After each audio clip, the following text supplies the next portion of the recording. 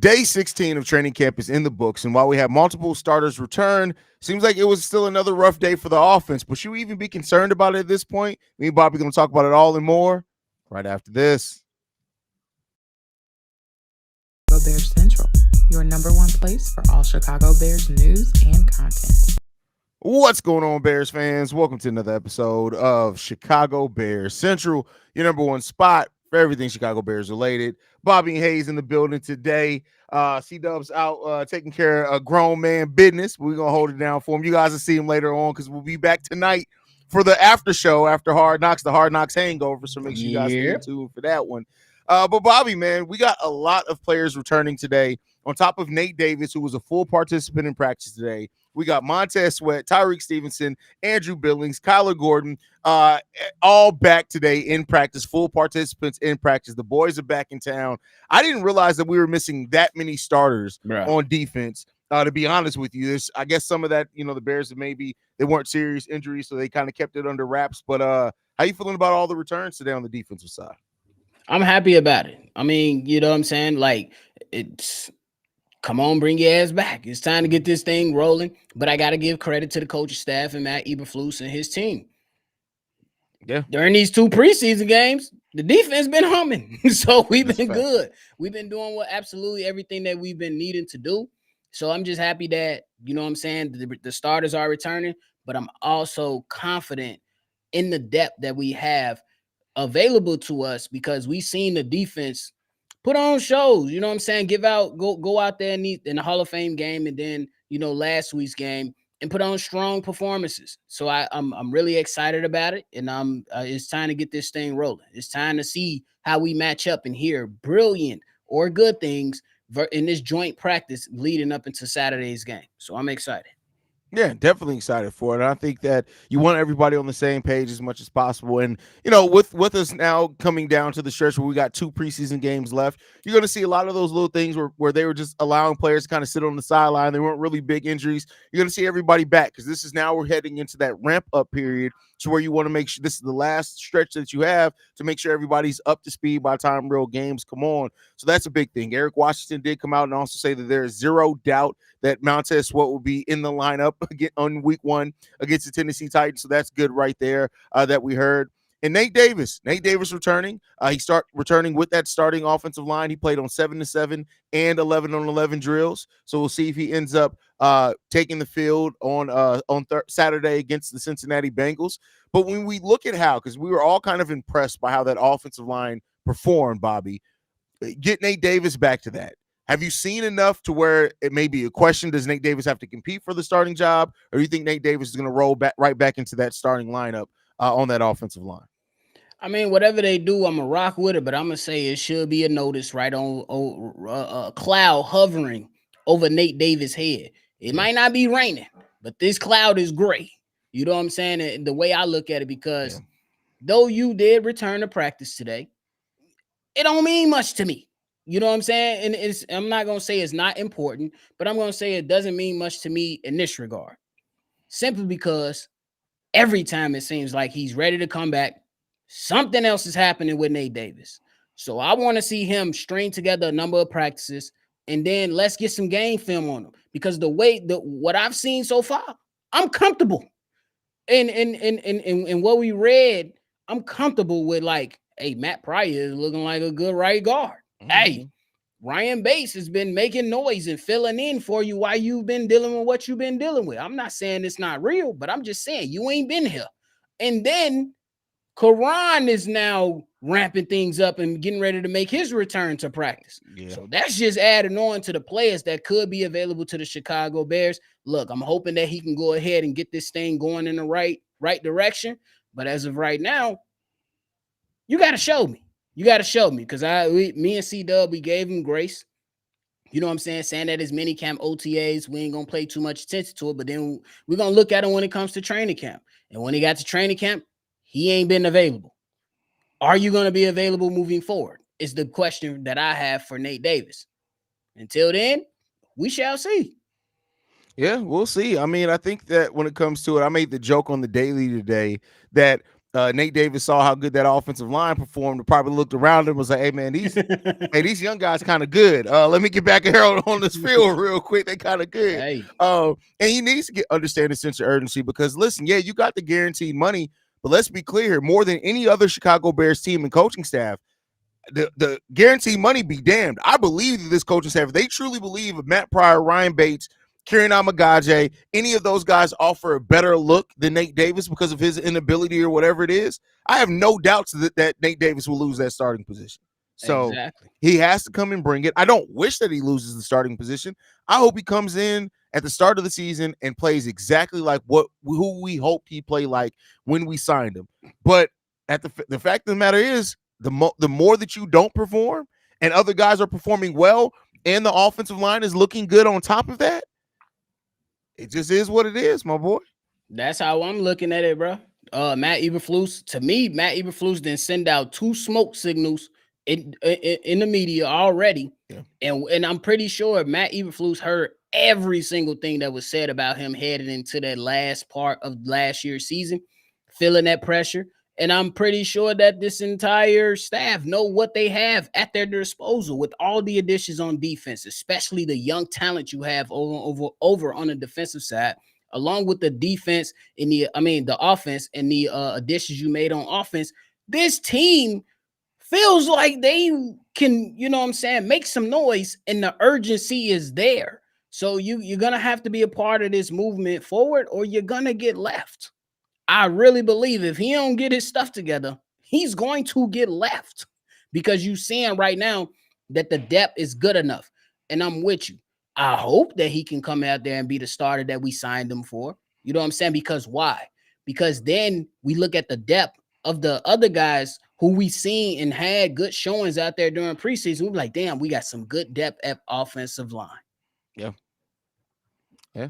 We'll see. We'll see. Shout out to Hink in the say finally caught a live show. What's good, fellas? What's good, fam? Glad to have you in the building, as well as all the viewers in the building.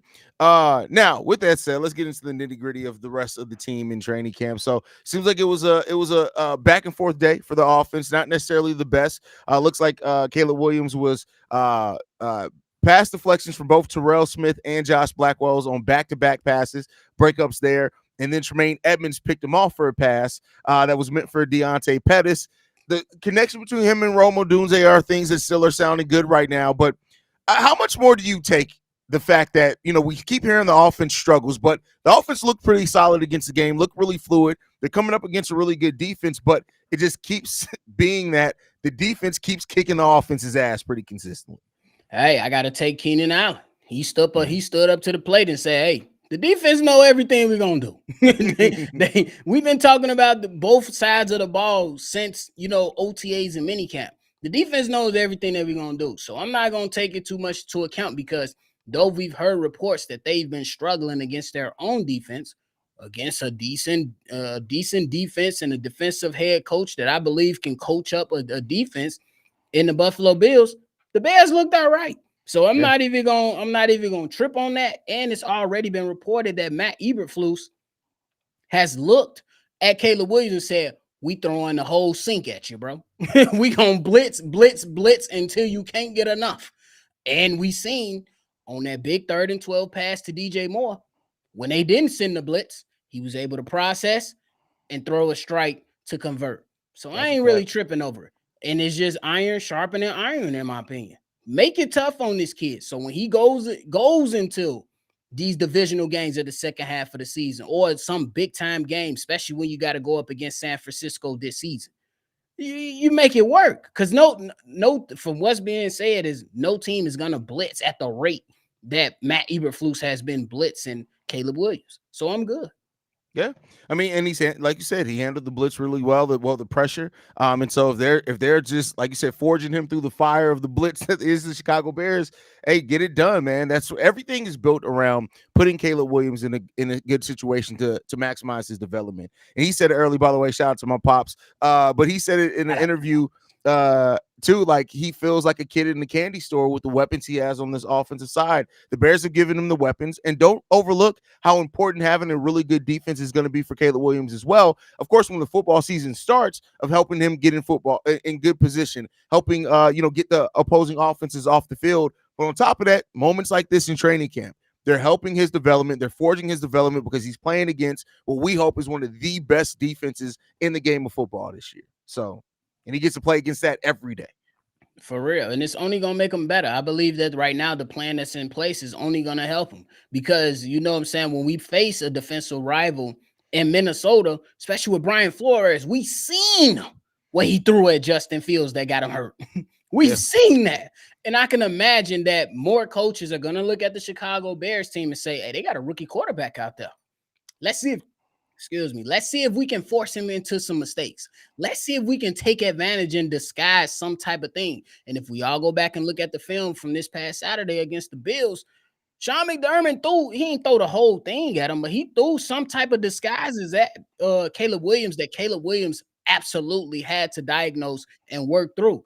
And he came out on the other side of that. So I'm excited for him. Keep going through those struggles. Keep going through it because it's only going to make him better. It's only going to make him better. Yeah. Now, as far as some people that haven't been having it as easy in training camp, I don't know if you got to see this one yet, Bobby, but from Parker Hurley, he mentioned that Noah Sewell keeps falling down the linebacker depth chart. I see. And he may have it may be difficult for him to make the final 53-man roster. Now, keep in mind, we drafted him in 5th round. Am I not mistaken? I believe it was, like 5th or 6th. Yep. And so, to come in, Micah Baskerville, who's played really good so far through the limited time in preseason. Sewell was a guy that we were really, really excited about. And he's not been healthy throughout most of his training camp period. So it's not like he's really got a chance to get on the field and shows he's developed much at all. But when you have Baskerville that's bringing it, you have Noah Sewell who hasn't been healthy. There's a chance that he could even end up put on the IR from what we're hearing. How does this make you feel about Noah Sewell and his future with the Chicago Bears? It's unfortunate. You know what I'm saying? And I don't wish injuries on anybody. I want all these guys to come out there and attack their goals and be able to make it. You know, he's been a part of the NFL for a year now, so he has some skin in the game, but I don't want his career to be over within just 2 years. I don't think that's going to happen, but it's going to be a little bit, you know what I'm saying, tougher for him to climb up somebody's depth chart. And honestly, when you constantly getting injured, that hurts your chances. You know what I'm saying? So unfortunately, we had high hopes of this young player, but I can't fault the Chicago Bears for saying, hey, the best ability is availability, and going with the guys that's been there throughout the entire process. And Baskerville got a pick 6 in the crucial. It probably went because the Bears pretty much had the game, held on. Yeah. But it was just one of those. You want guys that can play make. What was the biggest thing Ryan Poles wanted to see out of Jalen Johnson? Yeah, we know how good you are, but can you make plays? And I think they give people extra points with that. So it's unfortunate for Noah Sewell because we all just talked about it on Sunday's post game. Why haven't we seen him receive opportunities in the pass rush? The problem is he ain't healthy.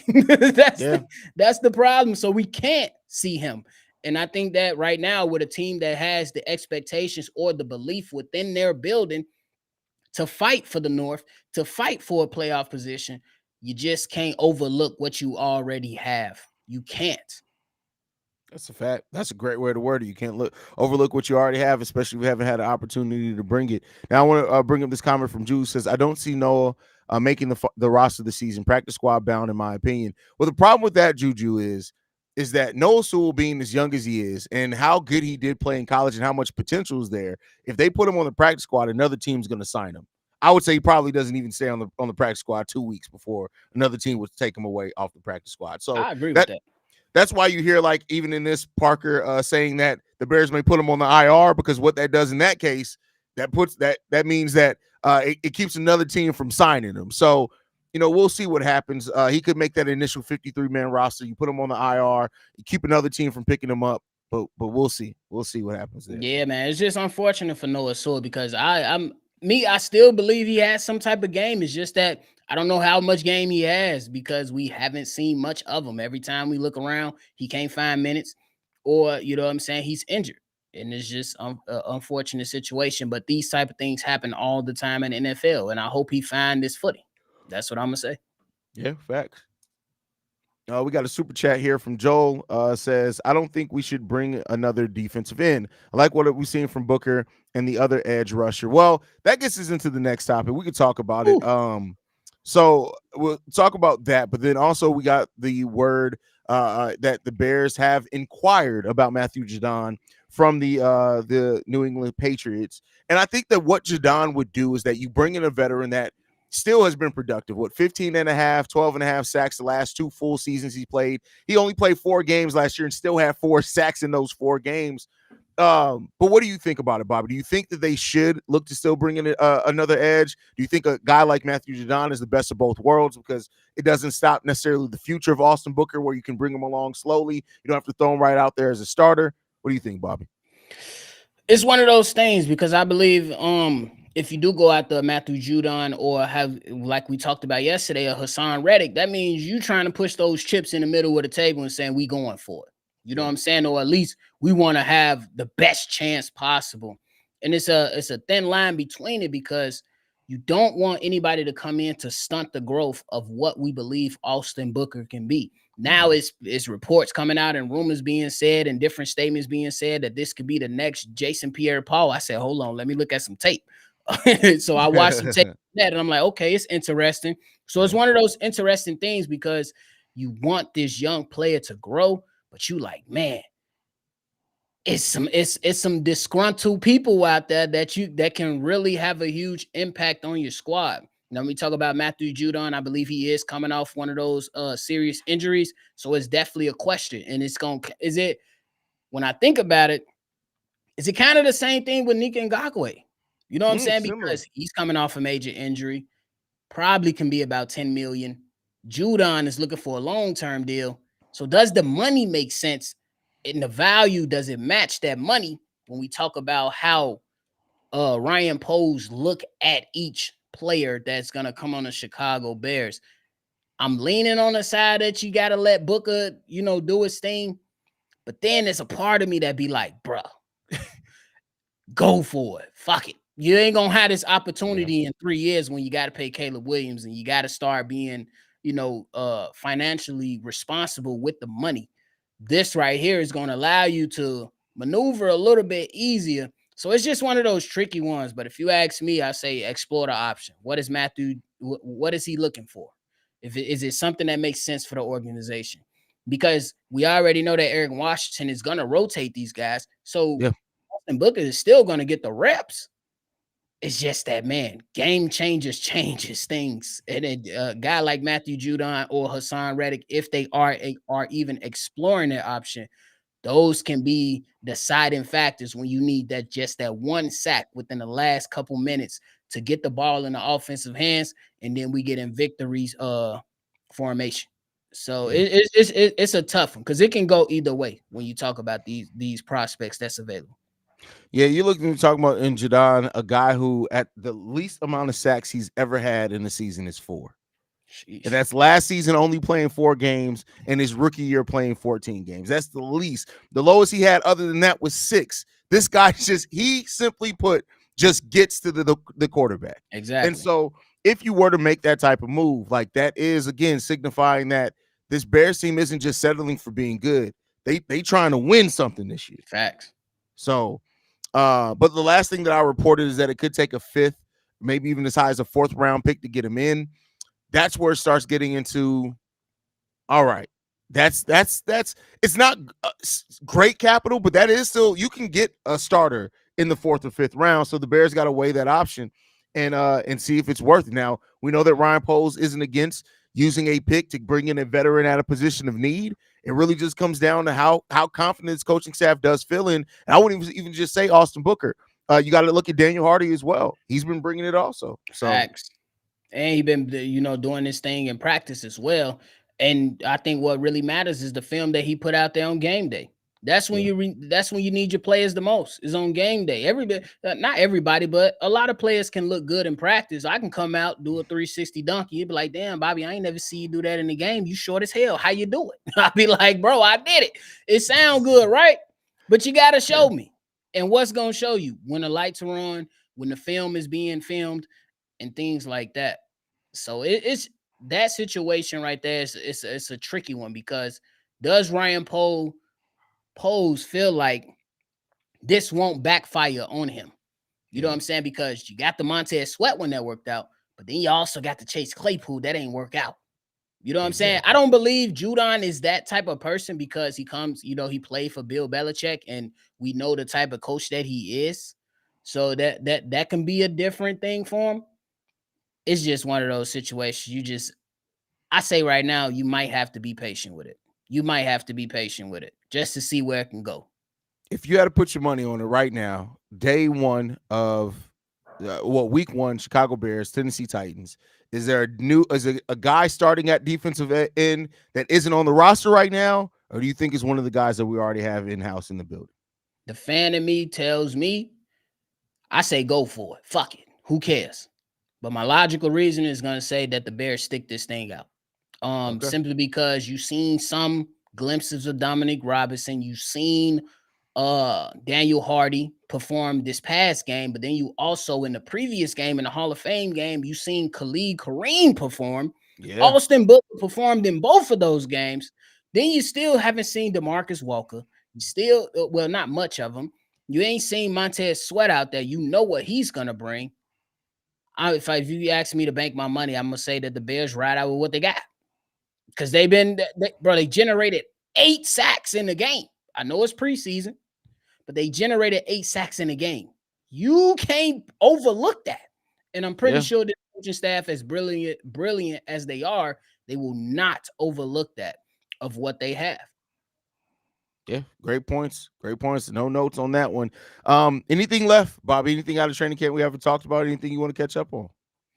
Oh, no. Y'all just make sure y'all tune in for tonight's second episode of Hard Knocks with the Chicago Bears, man. We going to be right there recapping it all, giving y'all the greatest moments, talking about it, chopping it up, laughing. And me personally, for going into this next episode, I'm hoping we get some intensity out of it. Let's see how Matt, cause the first episode was like that introduction. You know what I'm saying? Yeah. Make everybody feel good, shake hands, kumbaya, hug the babies, kiss the babies, that type of stuff.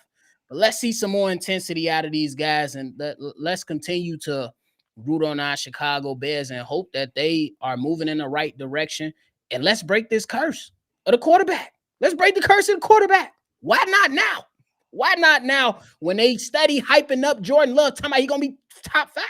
I don't know about that. You got to show me. Talking about J.J. McCarthy, I ain't going to wish no bad on you, my brother. Get healthy. Yeah, I was saying he about to come in, and then I even heard the blasphemy. I heard blasphemy today. J.J. McCarthy for Offensive Rookie of the Year? What? Stop hating on Chicago. So I'm expecting Chicago to come out and do Chicago things. Let the doubters be doubters, but let's turn up and let's go win football games, man. I'm excited, bro. That's what it comes down to. Let's win some football games. Let's have an exciting season. You guys will see us again right after Hard Knocks finishes airing. So it's going to be another late night. You already know what that means, man. But you guys stay in tune with us, man. As we like to end everything on, man. Chi-Town up, bear down. Love you.